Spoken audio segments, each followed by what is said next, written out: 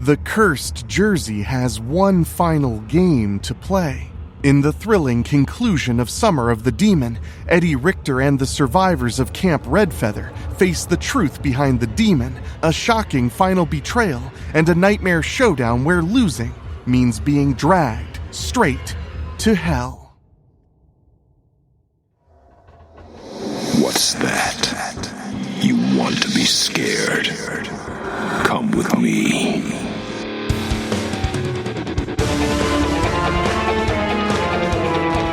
You will experience tales of horror, ghosts, and death. It is not recommended for the weak at heart. Listen in the dark. It's more fun that way.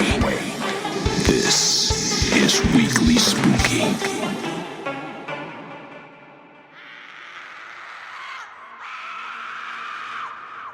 Hello, my spookies. It's Wednesday, and you know what that means.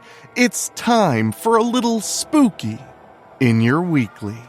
I'm your host and narrator, Enrique Couto, and tonight we are bringing you the grand finale of Summer of the Demon, our summer mini-series by Rob Fields. If you've missed the previous installments, make sure to check those out on the podcast feed or at WeeklySpooky.com. And don't worry, there's a recap at the beginning. But before we get to all that, I want to say thank you all so much for helping me keep the Halloween spirit alive. In the summer months, you are the true, honorable spookies. And I'm proud to be one of you and to serve you.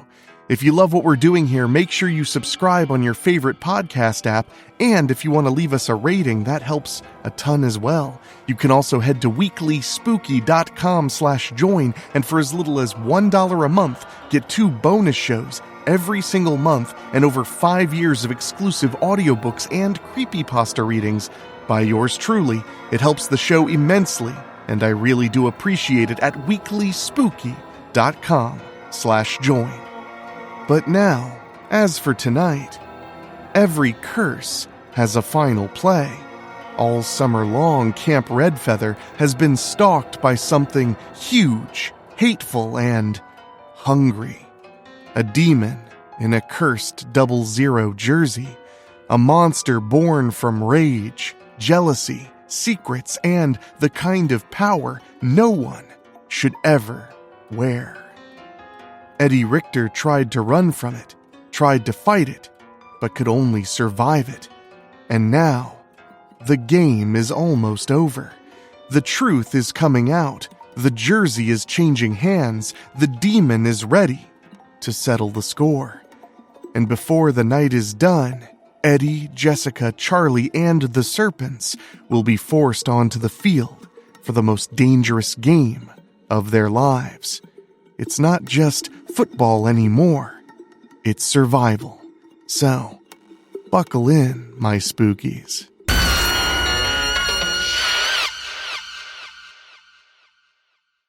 Last time on Summer of the Demon, Eddie Richter is hurt when he tries to save Jessica Branlake from being killed. He has a nightmare, which helps him realize how the demon can be stopped. When the demon returns during another scrimmage at Camp Redfeather, the team gangs up on him and strips him of his jersey, revealing him to be Mark Schumer. Shortly after, however, Jessica has the jersey in her hands. Is she really going to assume her brother's legacy? And what horrible events are still to come? Find out right now in the thrilling conclusion to Summer of the Demon by Rob Fields.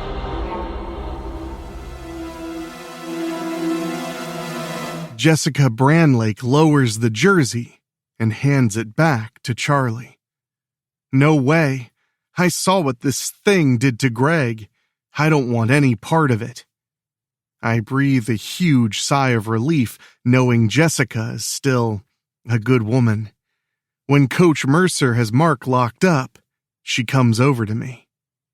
I saw how you looked at me, Eddie, she says. I ain't my brother. Now I feel bad. You just scared me when you held up the jersey like that. She lowers herself a little so we can kiss. When she stands up straight, she tells me, "I guess this is where we part ways now, huh?" "Do you want to?" I ask, feeling like my stomach just dropped. "No," she says without hesitation. I feel much better now. "Me neither." Then she looks at me funny. "Something still bothering you?" I said I don't want to break up. I shake my head. "No, that ain't it. You were there, Jessica. We both saw Mark get carried off by the demon. It doesn't make sense.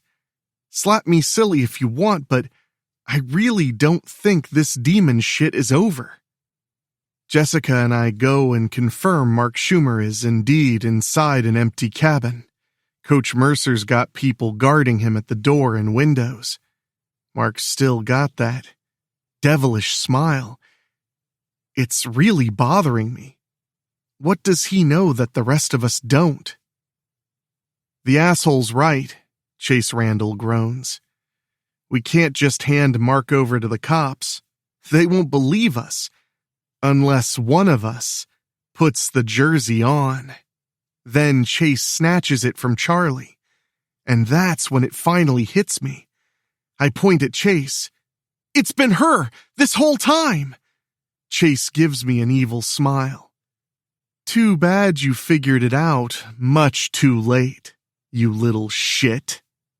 Before we can stop her, she quickly puts the jersey on. Now she's growing and changing until she becomes the demon.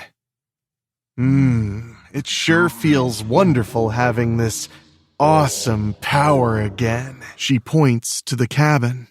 "I'll take Mark back now. Charlie ain't backing down." "Yeah? Well, come and get him." When Chase obliges, the other players move from their posts to help. Even Chase ain't got no problem knocking what's left of us away. Charlie tries grappling with Chase, but he's no match for even her. "Why, Chase?" Jessica yells. She laughs. "Soon you'll all know my madness." She comes at us again, not waiting for anybody to get up. Now she's easily knocking people unconscious. Charlie Thoss don't go down so easily, though. Chase keeps hitting him again and again until he's finally on his knees and grabbing hold of the jersey. "Go spit!" Charlie roars when she hits him again and finally knocks him out. "No, no, no," Chase calls out when Jessica and I run. "I got plans for you both." She lands in front of us and grabs me. Then she backhands Jessica hard to knock her out. Chase grins in my face now. "Nap time." Another backhanded slap knocks me out. I groan and wake up on the field. I can't move and realize I'm tied up. Then I see the rest of us are tied up too. "I was hoping you'd wake up." Chase Randall appears, holding the 00 jersey in her hands. "Aw, come on. I didn't hit all of you that hard." She looks at Charlie. "Well, maybe you. Hell, I'm surprised you recovered first, considering I gave you a good fist beating." Mark Schumer's standing next to her. He drapes an arm around her.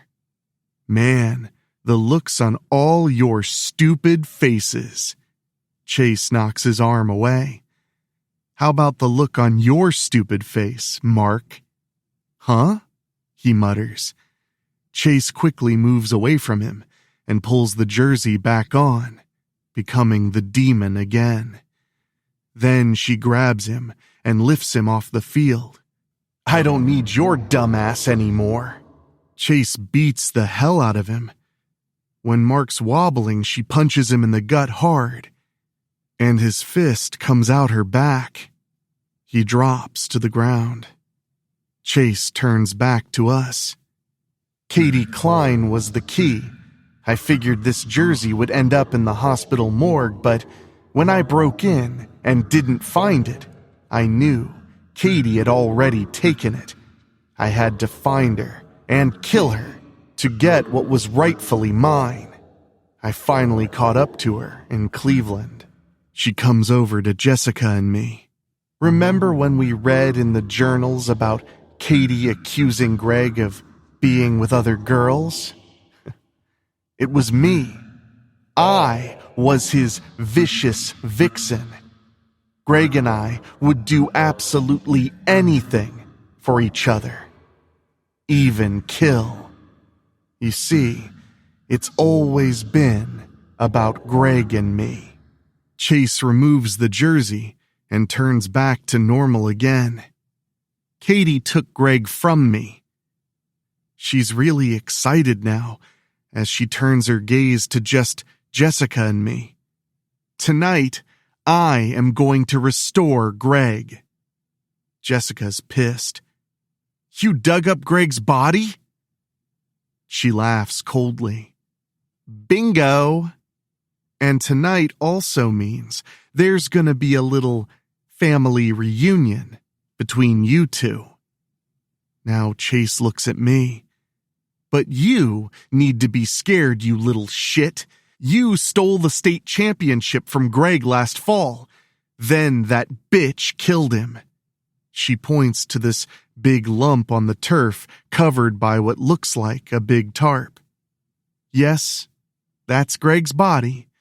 Dug him up myself. Chase holds up the jersey. Once I put this on, he'll be fully restored. I could have done it earlier, but I wanted all of you here to witness it, especially you two. The demon began with McKnight. That's how I got a taste for it. But this power belongs to Greg, the one true demon.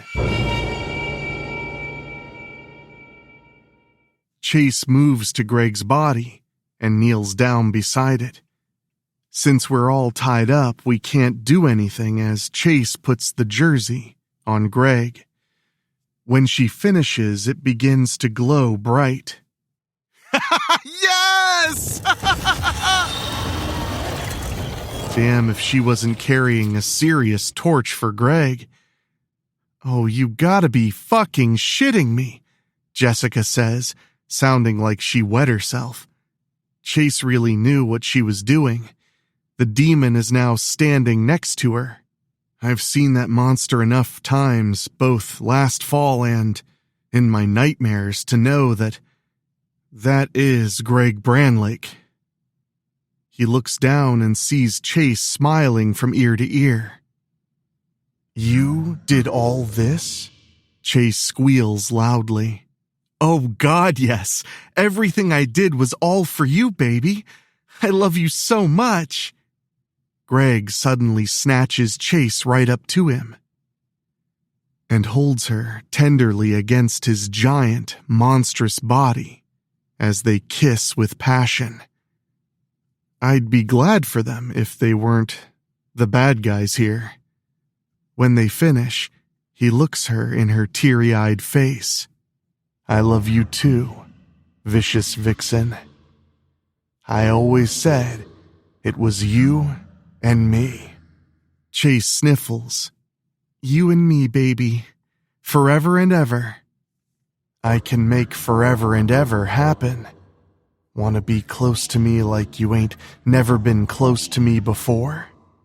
Anything, Greg, she cries out. Anything. Greg lowers himself to Chase. Come inside this jersey with me then. Be one with me. Wow. Chase is so in love with Greg, she nods quickly and turns her back to him. He stuffs her up inside his jersey.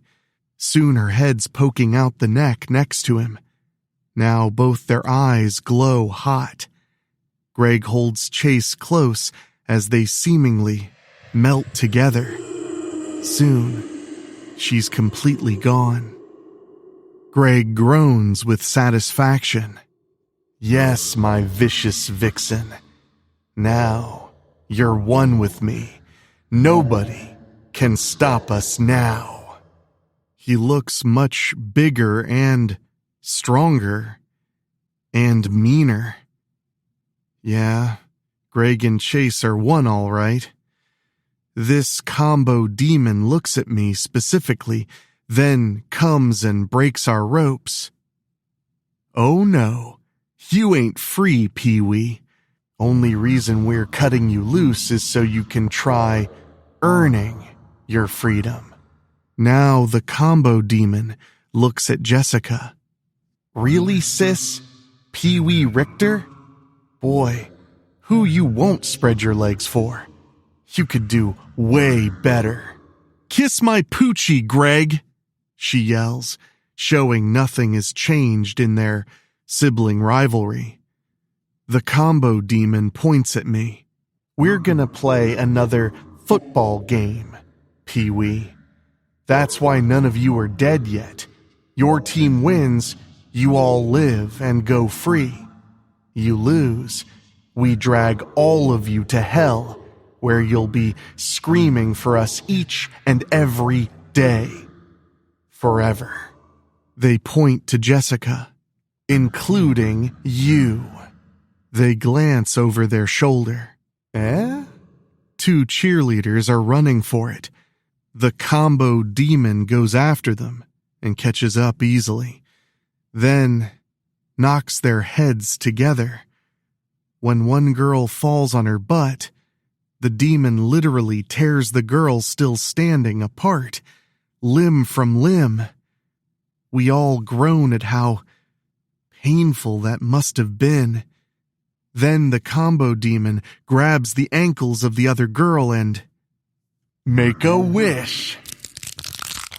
The other girl makes a shrill scream as they quickly pull her legs apart, farther and farther than they were ever meant to go.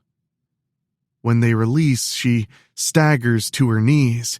She's bleeding out fast and her insides drop to the turf. The demon literally split her at the crotch. Then she falls onto her side and dies. The demon comes back to us. Anyone else want to try running away? When we ain't moving, they sneer again. We didn't think so. They point out to the field. Move your asses. We got a final game to play. This is where we settle the score, Pee-wee. The other guys are looking my way. I can't tell if they're blaming me for the fix we're all in or what. Then Charlie Thoss puts a hand on my good shoulder.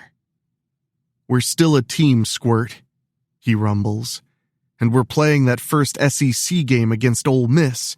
You hear me? I nod quickly. Even though the combo demon's a bigger threat than Charlie, I'm not gonna disagree with him. Before we take the field, the combo demon points to Jessica. You are playing too, sis. Why don't you show everybody how much you like that wimp Richter and help him out? Jessica tightens her fists and jaw. You know, Greg, even after all this, you're still a little mama's bitch. No wonder I always got the better of you. The combo demon shakes their head. But not today. They have a football in their hands. We'll kick off to you wimps. I look at Jessica, and she looks at me. Don't worry, Eddie. I can handle myself. And when we win, I'm gonna fuck you real good. I gulp when she gives me that devilish smile. I don't know if I'm lucky having Jessica or I'm just a sucker for punishment. Still, what did I do to deserve someone like her? Now it's time. No going back, no way out. The big game begins. The combo demon kicks off to us. Charlie easily catches the football. Then he tosses it my way. I suck it up and run the ball down the field. When the combo demon tries tackling me, I do what I did the first time we played during the battle for Strickfield last fall. I leap up high and let the combo demon slide right underneath me. When I land, I head right into the end zone. The other guys are cheering behind me. Suddenly, the scoreboard comes to life on its own, but the score is 7-0. No extra points, 2-point conversions, or field goals. It's 7 per score, period. And no penalties. The combo demon and I stare each other down as I return to the others with the ball. Only now we've got a new problem. "We ain't got no kicker, you guys," Jessica groans. "Oh, Jesus Christ, give me that goddamn ball." Jessica is still fuming when she cries out and kicks the hell out of that pigskin. The combo demon moves back and catches the ball. Then they start running our way as we head out to meet them. "You guys heard Greg," Jessica yells. "He said no penalties. Kick his ass." Charlie heard my woman loud and clear and hits the combo demon hard with a shoulder tackle that would have cost us 15 yards easily and possibly got him kicked out of the game. The combo demon's on their butt, but they get back up and fast, still holding the ball.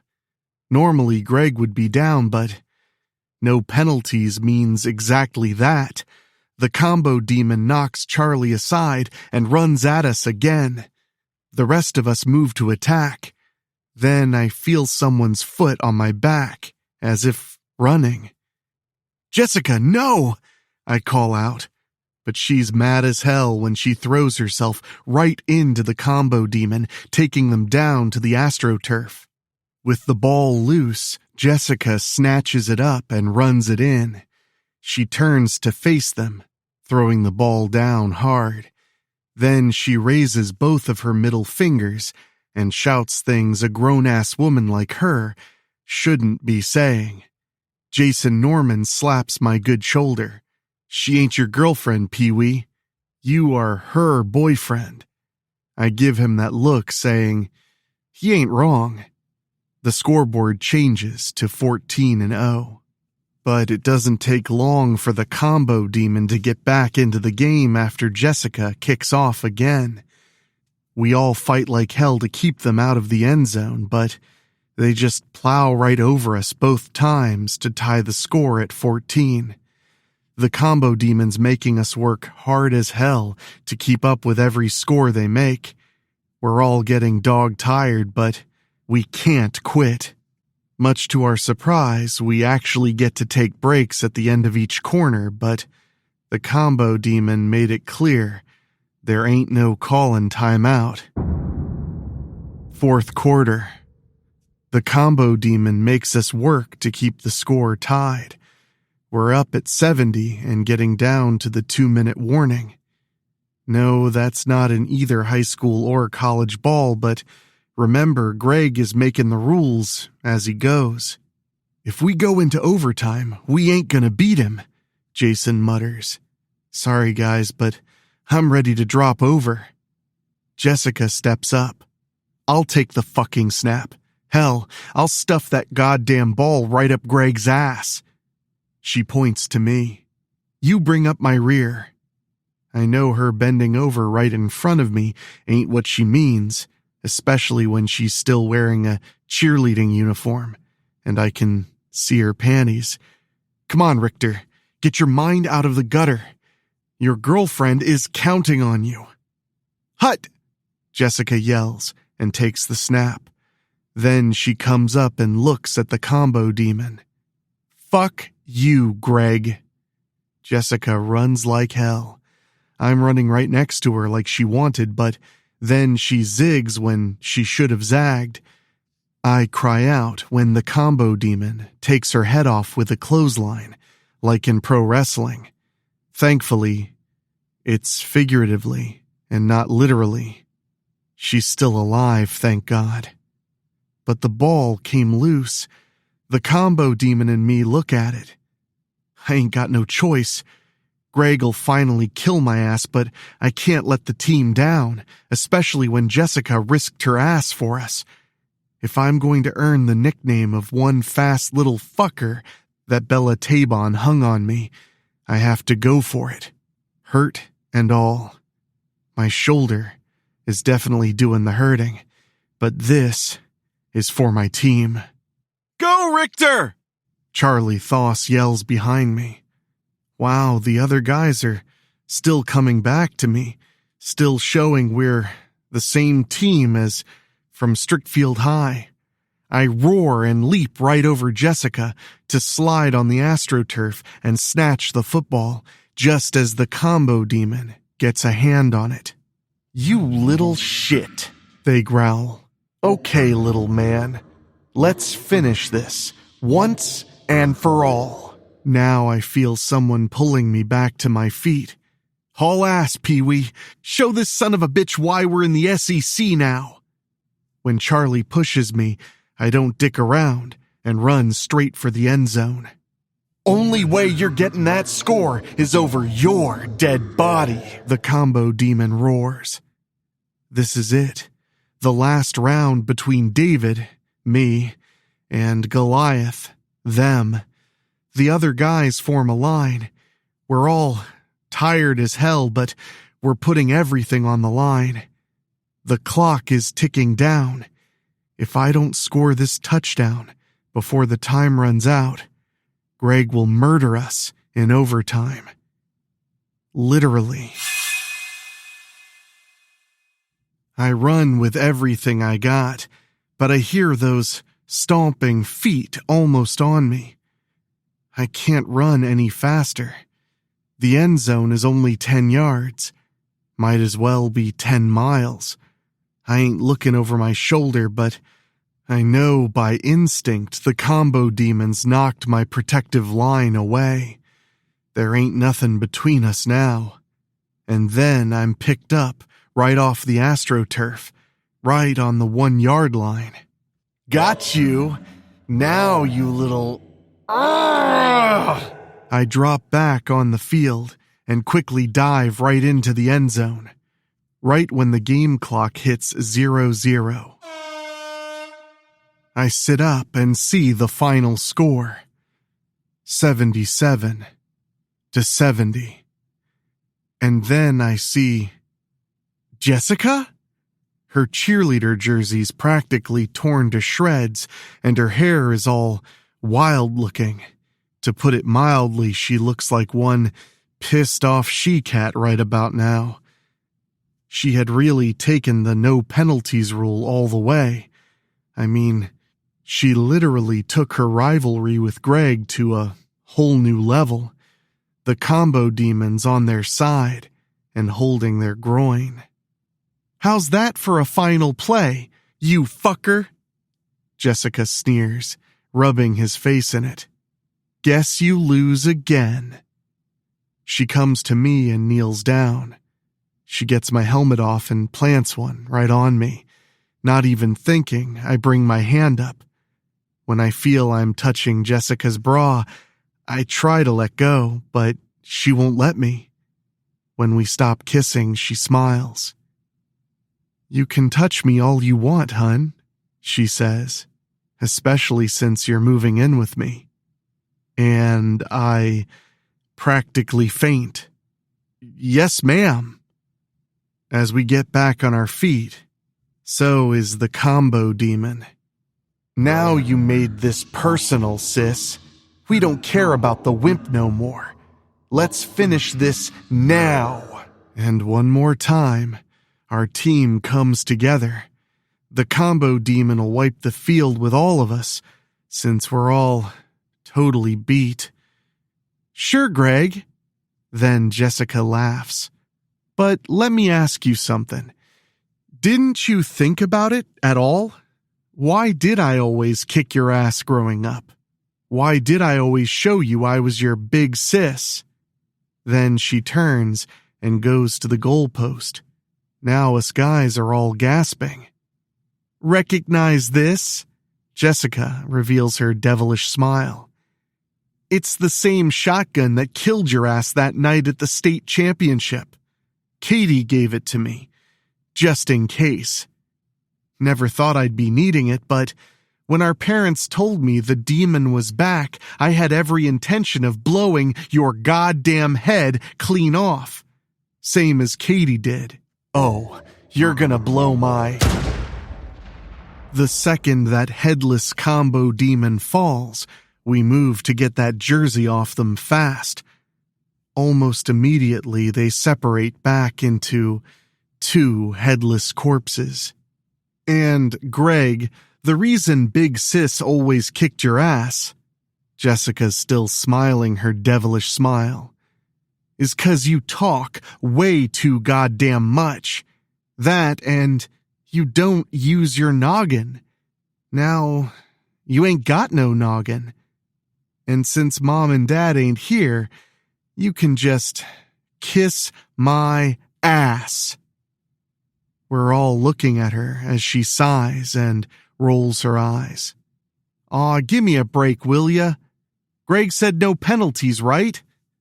Knowing she was right, we didn't give her any more sass about it, and that was the end of that second game from hell. Regular season. The doctors examined me and said my shoulder injury was all healed up. Honestly, when I was holding on to that 00 jersey, it felt like some kind of energy was going through me. I just know my shoulder felt much better. Those of us who survived that Summer of the Demon, as we're calling it, made it to our first game in the SEC. Even Coach Mercer was there to coach us against Ole Miss. What's more, we were hosting them on our new AstroTurf. The SEC brand is on it, along with our new Serpents logo. We lost the toss, so our new kicker sent that ball flying right down Ole Miss. Yup, Jessica both transferred from Ohio State to Strickfield U and traded her shredded cheerleading outfit in for a football uniform. Anyway, we played our asses off against Ole Miss. Unfortunately, we lost. Ole Miss didn't have much to brag about since they only held us to 1 point for a final score of 28-27. One of our kickers missed an extra point try in the second quarter, not Jessica. I was still the hero of our team since I scored 3 of our touchdowns. Jason Norman, our quarterback, ran one in. I know there's room for improvement being in this tough new conference, but Coach Mercer is going to get us there. In fact, we beat Mizzou the following week. We're going to be just fine in the SEC. As for that 00 jersey, Jessica took it and hid it where only she knows. I won't even let her tell me. Katie Klein tried hiding it, but it still found its way into the wrong hands with Chase Randall. I'm still worried it'll find its way into the wrong hands again, but Jessica keeps assuring me nobody is going to find it. Even Coach Mercer's in our circle of secrecy regarding the jersey. If anything, he's thankful we survived the Summer of the Demon. Jessica and I are living together now, just like she said we would. That woman's still keeping me honest, let me tell you. My parents just love her to death. They don't even care that she's an older woman. As for her parents, they can't believe I'm seeing their daughter, but I haven't been tasered by Mr. Branlake again, so I guess we're good there. I haven't had any more nightmares either. Not about the demon. Not since we beat Greg and Chase. Life is definitely good at this point. And there's still the rest of college to go yet. Deep down, I'm just hoping I'll never have to see the demon or that jersey ever again. But I ain't stupid. We live in Strickfield, Ohio, after all. And in Strickfield, nothing is ever as it seems.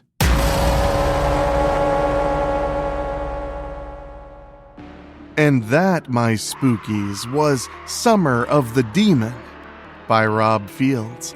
5 parts, 1 cursed jersey, 1 very angry demon, more football trauma than any summer camp brochure could legally be allowed to advertise. We had haunted junk shops, missing journals, road trips gone horribly wrong, and so much carnage. And if you want to experience the miniseries as an audiobook, this Friday we'll be publishing Summer of the Demon in its entirety, along with the prequel story, Friday Night Frights, to give you the full spooky experience. So make sure to check that out. It might be just what you need to survive your 4th of July road trip. So thank you so much for joining me, and I do hope you have a very happy and safe holiday weekend, and we'll be bringing you something spooky every day to go along with it. So make sure you're subscribed if you need a little break from the fireworks and family. And I want to say an extra special thank you to our Patreon podcast boosters. These are folks who paid just a little bit more at weeklyspooky.com/join to hear their names at the end of the show, and it really makes a huge difference. And they are Johnny Nix, Kate and Lulu, Jessica Fuller, Mike Eschewey, Jenny Green, Amber Hansford, Karen Weemet, Jack Kerr, and Craig Cohen. Thank you all so much, and if you want to hear your name at the end of every episode of Weekly Spooky, all you have to do is head to weeklyspooky.com/join and sign up at $15 a month or higher. It really does make a huge difference. I really do appreciate it, and it allows me to keep bringing you the spooky basically every single day of the week. And speaking of, I need to get back to work because there's so much to bring you, including a Thursday Thrills tomorrow and brand new Terrifying Intrudes on Monday. So, for my executive producers Rob Fields and Bobbletopia.com, my producer Dan Wilder, and of course my creepy composer Ray Mattis, I'll be talking at you tomorrow. Until then, stay off the field. Just take my word on that one. Thank you for listening. Make sure to find your way back next week. But for now, you are safe. Trust me.